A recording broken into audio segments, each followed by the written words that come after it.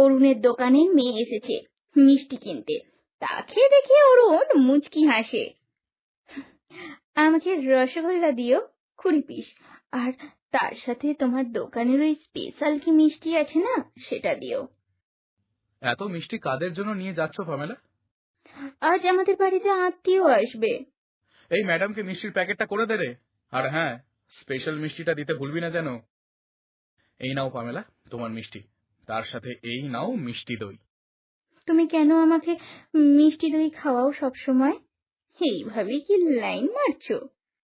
আহা, লাইন মারবো কেন? আমার তোমাকে খুব ভালো লাগে। আমি জানি তুমি দই খেতে কতটা ভালোবাসো, আর তোমাকে ওই দই খেতে দেখলে আমার দিনটা খুব ভালোই যায়। পামেলা লজ্জা পেয়ে বলে, আরে ধ্যাত, তুমিও না এমন কথা বলো। তুমি লজ্জা পেলে তোমাকে কিন্তু বেশ মিষ্টি লাগে পামেলা। এতই যেখানে আমাকে বউ বানানোর শখ, তাহলে তাড়াতাড়ি আমার বাড়িতে বিয়ের সম্বন্ধ নিয়ে আসো, নয়তো অন্য কেউ সম্বন্ধ নিয়ে চলে আসবে। আমাদের গল্পের হিরো আর হিরোইন দুজনেই একে অপরকে পছন্দ করে। হিরোইনের ইচ্ছা হিরো যেন তাদের বাড়িতে খুব দ্রুত সম্বন্ধ নিয়ে যায়, যাতে বাবা মা আত্মীয় স্বজনের সম্মতি ও আশীর্বাদ নিয়েই তাদের বিয়েটা সম্পূর্ণ হয়। আজকে পামেলাকে দেখতে এসেছে অরুণ আর তার পরিবারের কয়েকজন। তা মা, তুমি কি কি করতে পারো? বলবেন না দিদি, আমার মেয়ে লক্ষ্মী ও সমস্ত রকমের কাজ পারে। ঘর দোর সব সময় গুছিয়ে রাখে, ঘরের কাজের সাথে সাথে বাইরের কাজও করে। হ্যাঁ হ্যাঁ, তা যা বলেছেন। আজকালকার দিনে ছেলে মেয়েরা একটু আধটু বাইরের কাজ শিখে রাখা ভালো, তারা যুগের সাথে তাল মিলিয়ে চড়তে পারবে। তবে মা, ঘরের সমস্ত কাজ সেরে তবেই কিন্তু বাইরের কাজে যেতে পারবে।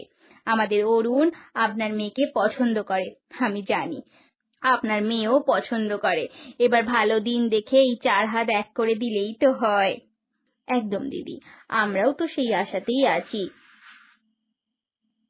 একটা ভালো দিন দেখে এদের 4 হাত এক করে দেয়া হোক। দেখতে দেখতে সেই শুভ দিন চলে আসে, যেই দিন পামেলা আর অরুণের বিয়ে হয়ে যায়। বিয়ে হয়ে সে প্রথম তার শ্বশুর বাড়িতে আসে। দাঁড়াও বৌমা, দাঁড়াও দাঁড়াও, আর এগোবে না, আমাকে বরণটা করতে দাও তোমায়। বিয়ের পর থেকেই পামেলা সংসারের কাজে নিজেকে জড়িয়ে নেয়।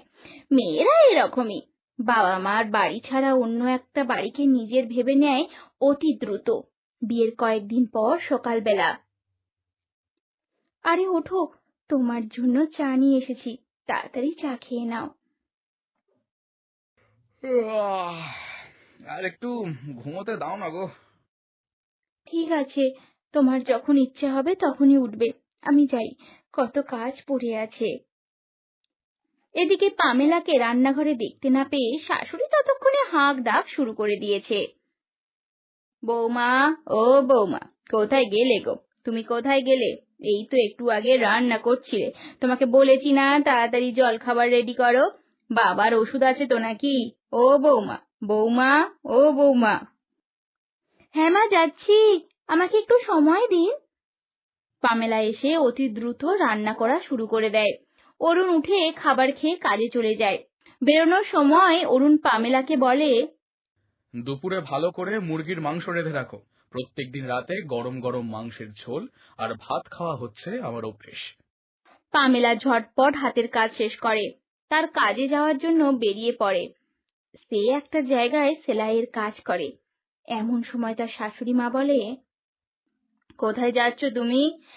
আমি তো আমার কাজে যাচ্ছি মা, সব কাজ সারা আছে, 8টা বাজার আগে চলে আসবো। ঠিক আছে ঠিক আছে, সাবধানে যাও।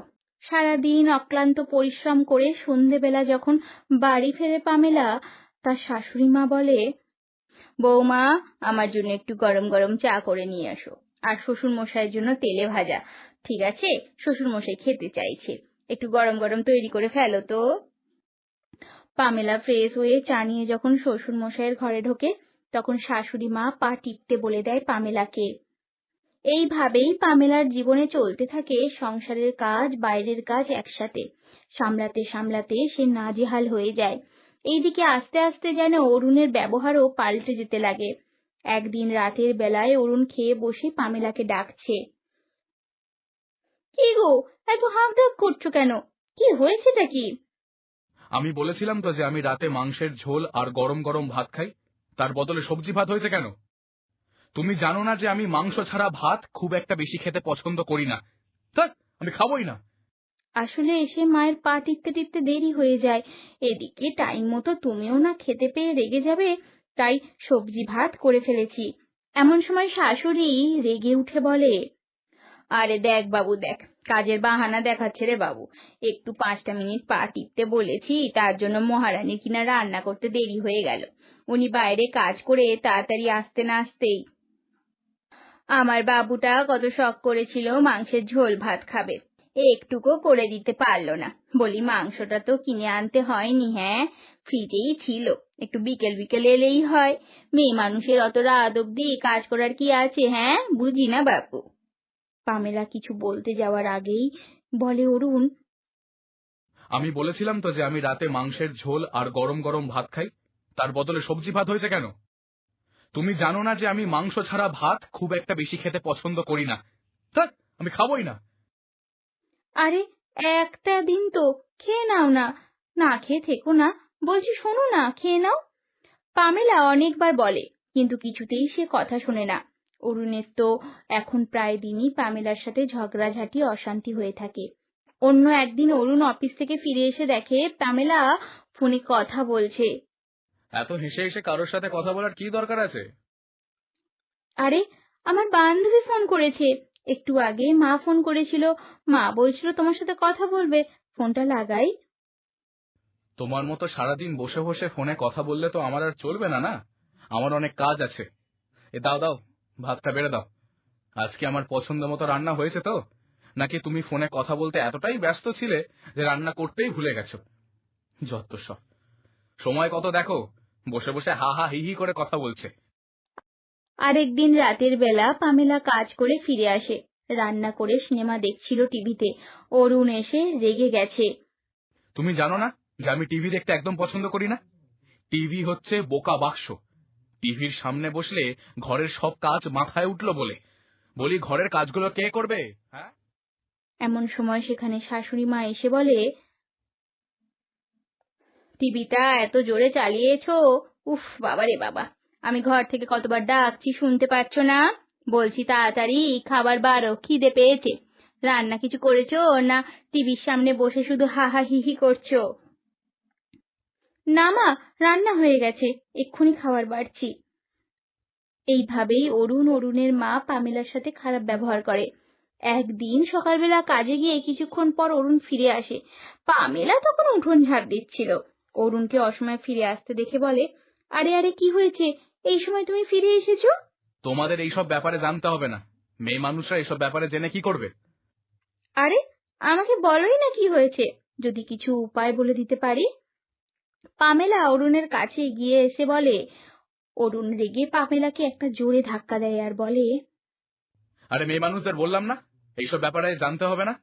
মেয়ে মানুষ হয় আমাকে সাহায্য করবে? হুঁ, যত সব এসেছে কোথা থেকে। পামেলা কিছুটা দূরে ছিটকে পড়ে, মাথায় আঘাত লাগে। তারপর পামেলা নিজেকে সামলে উঠে দাঁড়িয়ে কোমরে আঁচলটা গুজে ছুটে এসে অরুণকে একটা জোরে ধাক্কা মারে, আর অরুণ পড়ে যায়।